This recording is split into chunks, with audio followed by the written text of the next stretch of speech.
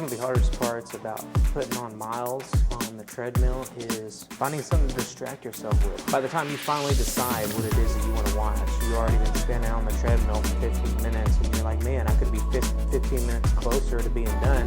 But instead, I just now decided what movie I wanted to watch, and that's the case. So I guess I'm watching Now You See Me. Now You See Me.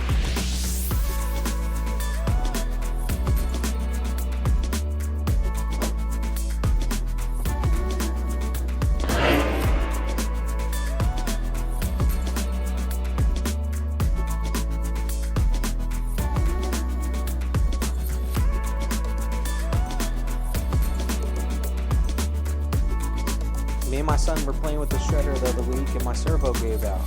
So I was lucky enough that my dad had a spare one lying around. So we're going to try it and see if we can get it to work.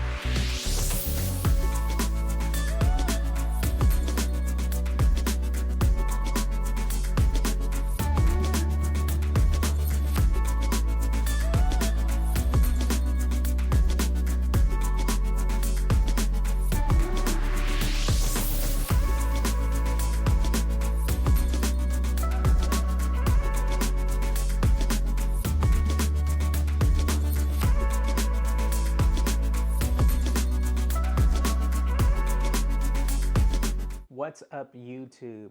Coming in at the end of day 3 in the 30-day challenge. Once again, I'm learning something new.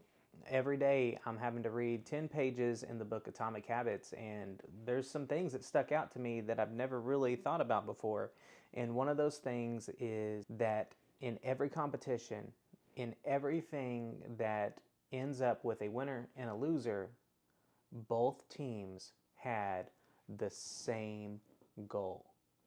I don't know about you, but I am very goal-oriented. I don't start anything unless I've set a goal to accomplish it and the way that I want to. But I never really thought about it that in every competition and in every sporting event, both teams had the same goal. No one is setting a goal to be the loser. No one is setting a goal to come in second place, but everyone is setting a goal to be a champion, to be the best.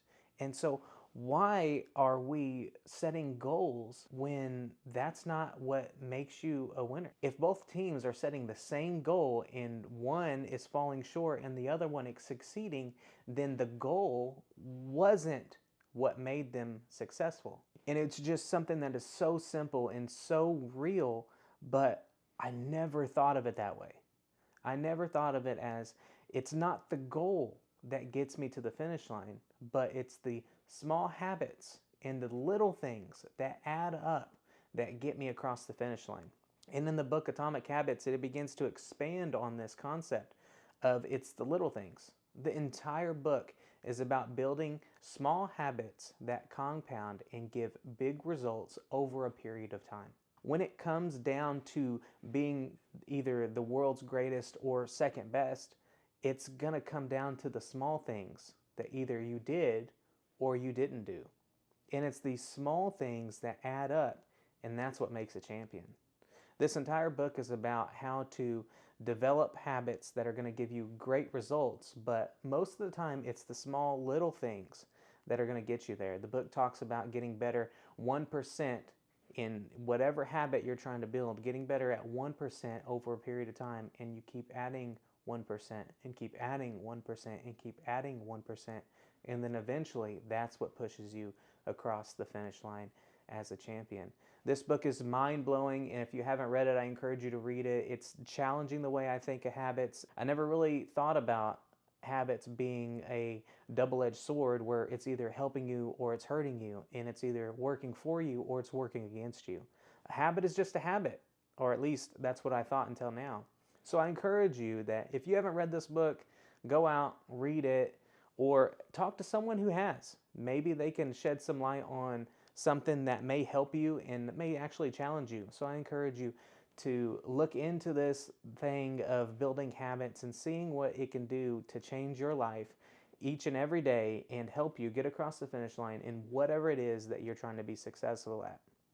And just remember, just because you may not be there now doesn't mean you can't end up there in the future. Small habits, big results, you can do it.